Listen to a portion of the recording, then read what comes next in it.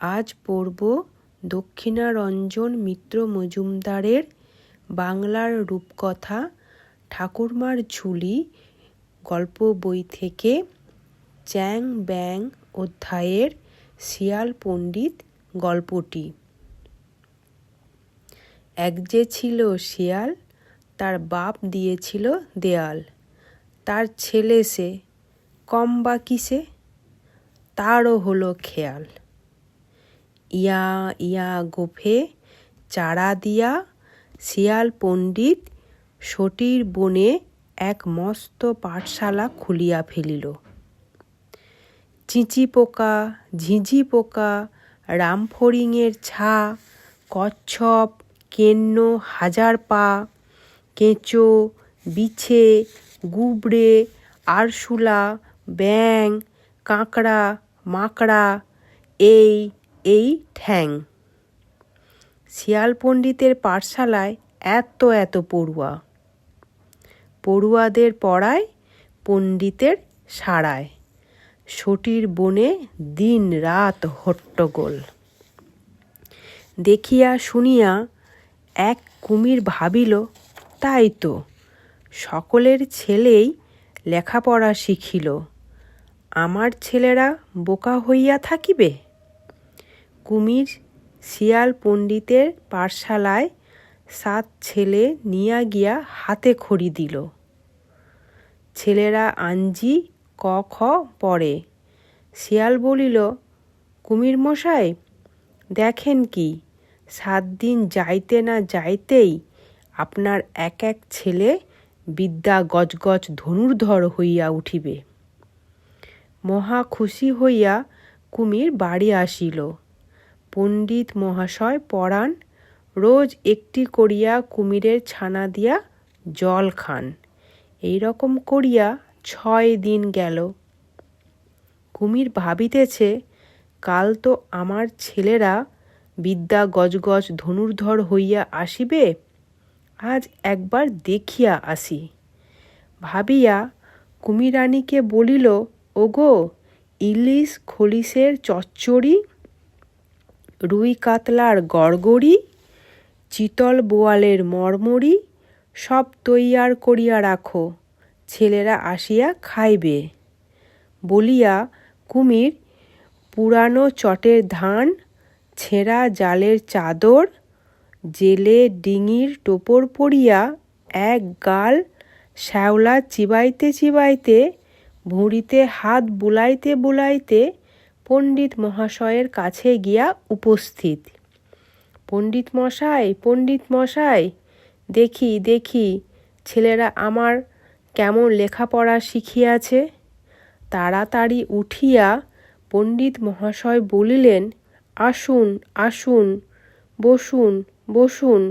হ্যাঁ রে গুবড়ে, তামাক দে, আরে ফড়িংয়ে নস্যির ডিব্বে নিয়ে আয়। হ্যাঁ রে কুমির সুন্দরেরা কোথায় গেল রে? বসুন, আমি ডাকিয়া নিয়ে আসি। গর্তের ভিতরে গিয়া শিয়াল পণ্ডিত সেই শেষ একটি ছানাকে উঁচু করিয়া 7 বার দেখাইল। বলিল, কুমির মশাই, এত খুঁটিলাম, আর একটুর জন্য কেন খুঁত রাখিবেন?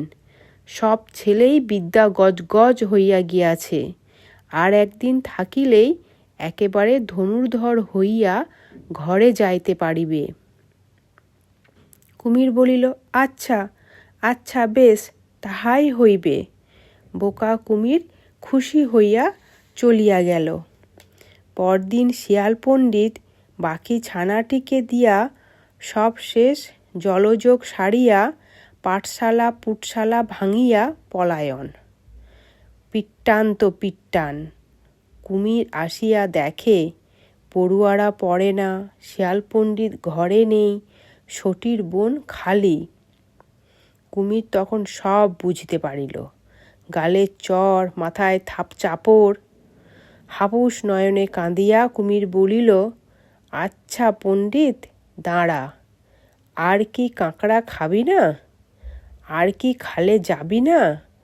ওই খালে তো কাঁকড়া খাবি, দেখি কি করে। মুই কুমিরের হাত এড়াবি? কুমির চুপ করিয়া খালের জলে লুকাইয়া রহিল। কদিন যায়, শিয়াল পণ্ডিত খালের ওই ধারে ধারে ঘুরে, প্রাণান্তেও জলটিতে পা ছোঁয় না। শেষে পেটের জ্বালা বড় জ্বালা, তার উপর ওপারের চড়ায় কাঁকড়ারা ছায়ে পয়ে দলে দলে দাঁড়া বাহির করিয়া ধিরিং ধিরিং নাচে। আর কি সয়? সব ভুলিয়া টুলিয়া যাক, প্রাণ থাক মান, জলে দিলেন ঝাঁপ। আর কোথা যায়? ৩৬ ঘণ্টা দাঁতে কুমির পণ্ডিতের ঠ্যাংটি ধরিয়া ফেলিল। টানাটানি হুড়াহুড়ি, পণ্ডিত এক নল খাগড়ার বনে গিয়া ঠেকিলেন। অমনি এক নলের আগা ভাঙিয়া হাসিয়া পণ্ডিত বলিল, হা কুমির মশাই, এত বোকা তা তো জানতাম না। কোথায় বা আমার ঠ্যাং, কোথায় বা লাঠি? ধরুন ধরুন, লাঠিটা ছাড়িয়া ঠ্যাংটাই ধরিতেন। কুমির ভাবিল, লাঠি ধরিয়াছি, ধর ধর। ঠ্যাং ছাড়িয়া কুমির লাঠিতে কামড় দিল। নল ছাড়িয়া দিয়া পণ্ডিত ৩ লাফে পার। কুমির মশাই, হোক্কা হুয়া, আবার পাঠশালা খুলিব, ছেলে পাঠাইও। আবার দিন যায়, শিয়ালের আর লেজটিতেও কুমির পা দিতে পারে না। শেষে একদিন মনে মনে অনেক যুক্তি বুদ্ধি আঁটিয়া শটান লেজ, রোদমুখেও হাঁ, ঢেঁকি অবতার হইয়া কুমির খালের চড়ায় হাত পা ছড়াইয়া একেবারে মরিয়া পড়িয়া রহিল।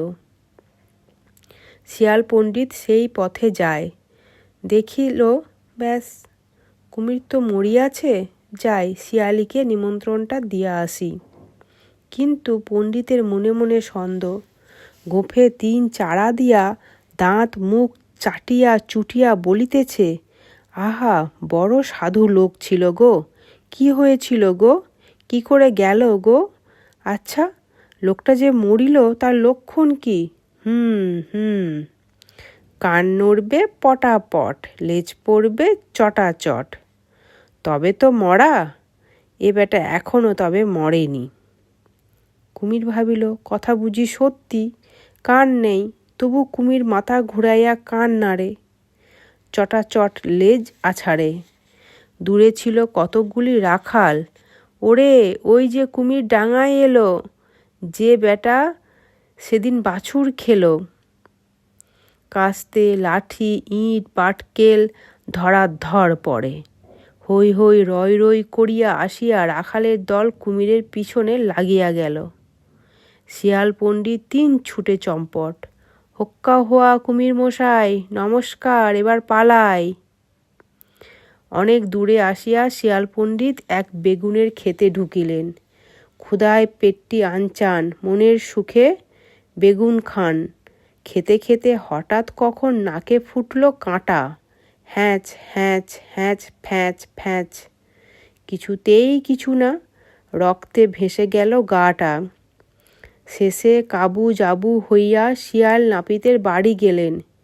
নরসুন্দর নরের সুন্দর ঘরে আছো হে, বাইরে একটু এসো রে ভাই, নরুন খানা নে। নাপিত বড় ভালো মানুষ ছিল।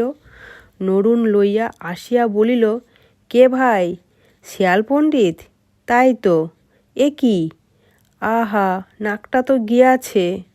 2 ফোঁটা চোখের জল ফেলিয়া ফুঁপিয়া ফুঁপিয়া শিয়াল বলিল, ওই তো দুঃখে কাঁদি রে ভাই, মন কি আমার আছে? তুমি ছাড়া আর গতি নেই, এলাম তোমার কাছে। নাপিত বড় দয়াল, মন গলিল, বলিল, বসো বসো, কাঁটা খুলিয়া দিতেছি। একে হলো আর, শিয়ালের নাক কেটে গেল, কাঁটা করতে বার। উয়া উয়া হুয়া হুয়া, ক্যাঁ ক্যাঁ। ওরে হতভাগা পাজি পাষণ্ডে নাপতে, দেখো তো কি করেছিস। দে বেটা, আগে আমার নাক জুড়িয়া দে, নইলে তোকে দেখাচ্ছি। ভালো মানুষ নাপিত ভয়ে থতমত, বলিল, দাদা, বড় চুক হইয়া গিয়াছে, মাফ করো ভাই, নইলে গরিব প্রাণে মারা যায়। শিয়াল বলিল, আচ্ছা যা, যা হইবার তা তো হইল, তবে তোর নরুনখানা আমাকে দে, তোকে ছাড়িয়া দিতেছি। কি রে? নাপিত শিয়ালকে নরুনখানা দিল।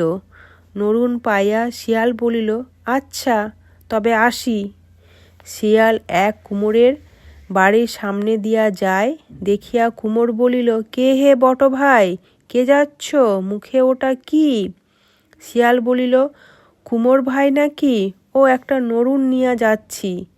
কুমোরেরও একটা নরুনের বড় দরকার। বলিল, তা ভাই দেখি দেখি তোমার নরুনটা কেমন। পরখ করিতে করিতে নরুনটা মট করিয়া ভাঙিয়া গেল। কুমোর বলিল, আহা হা। চটিয়া উঠিয়া শিয়াল বলিল, আজ্ঞে কুমোরের পো, সেটি হবে না। ভালো চাও তো আমার নরুনটি জোড়াইয়া দাও। সে গায়ে কামার নেই। নিরুপায় হইয়া কুমোর বলিল, এখন কি করি ভাই, মাফ না করিলে যে গরিব মারা যায়। শিয়াল বলিল, তবে একটি হাঁড়ি দাও। কুমোর একটি হাঁড়ি দিয়া হাঁপ ছাড়িয়া বাঁচিল। হাঁড়ি লইয়া শিয়াল আবার চলিতে লাগিল। এক বিয়ের বর যায়, বোমা পটকা আতসবাজি ছুড়িতে ছুড়িতে সকলে চলিয়াছে। অন্ধকারে কে জানে একটা পটকা ছুটিয়া গিয়া শিয়ালের হাঁড়িতে পড়িল। হাঁড়িটি ফাটিয়া গেল। দুই চোখ ঘুরাইয়া আসিয়া শিয়াল বলিল, কে হে বাপু, বড় তুমি বর যাচ্ছ, বাজি পোড়াবার আর জায়গা পাওনি? ভালো চাও তো আমার হাঁড়িটি দাও। বর ভ্যাবাচাকা খাইয়া গেল। সকলে বলিল, মাফ করো ভাই, মাফ করো ভাই, নইলে আমরা সব মারা যাই। শিয়াল বলিল, সেটি হবে না, কনেটিকে আগে আমাকে দাও, তারপর তোমরা যেখানে খুশি যাও। কি আর করে, বর কনেটি শিয়ালকে দিল। কনে পাইয়া শিয়াল সেখান হইতে চলিল। এক ঢুলির বাড়ি গিয়া শিয়াল বলিল, ঢুলি ভাই তোমরা কজন আছো? আমি বিয়ে করিব, সব ঢোল বায়না করো দেখি। কনেটি তোমার এখানে থাকিল, আমি পুরুত বাড়ি চলিলাম। ঢুলি ঢোল বায়না করিতে গেল। শিয়াল পুরুত বাড়ি চলিল। ঢুলি বউ কুটনা কাটিতে বসিয়াছে। কনেটি ঝিমাইতে ঝিমাইতে বঁটির উপর পড়িয়া গিয়া কাটিয়া দুইখান হইয়া গেল। ভয়ে ঢুলি বউ কোণের দুই টুকরো নিয়া খড়ের গাদায় লুকাইয়া রাখিয়া আসিল। পুরুত নিয়া আসিয়া শিয়াল দেখে কোণে নেই। ভালো চাও তো ঢুলি বউ, কোণেটি এনে দাও। ভয়ে ঢুলি বউ ঘরে উঠিয়া বলে, ও মা, কি হবে গো? শিয়াল বলিল, সেসব কথা থাক, ঢুলির ঢোলটি দাও তো ছাড়িয়া দিচ্ছি। ঢুলি বউ ভাবিল, বাঁচিলাম। তাড়াতাড়ি ঢোলটি আনিয়া দিয়া ঘরে গিয়া দুয়ার দিল। ঢোল নিয়া গিয়া শিয়াল এক তাল গাছের উপর উঠিয়া বাজায় আর গায়, তাক ডুমা ডুম ডুম, বেগুন খেতে ফুটলো কাঁটা, তাক ডুমা ডুম ডুম। কাঁটা খুলতে কাটলো নাক, তাক ডুমা ডুম ডুম। নাকুর বদল নরুন পেলাম, তাক ডুমা ডুম ডুম। নরুন দিয়ে হাঁড়ি পেলাম, তাক ডুমা ডুম ডুম। হাঁড়ির বদল কোণে পেলাম, তাক ডুমা ডুম ডুম। কোণে গিয়ে ঢোল পেয়েছি, তাক ডুমা ডুম ডুম। ডাগুম ডুগুম ডুগ ডুমা ডুম, ডুমা ডুমা ডুম ডুম। মনের আনন্দে শিয়াল যেই নাচিয়া উঠিয়াছে, অমনি পা হড়কায়া গিয়া ব্যাস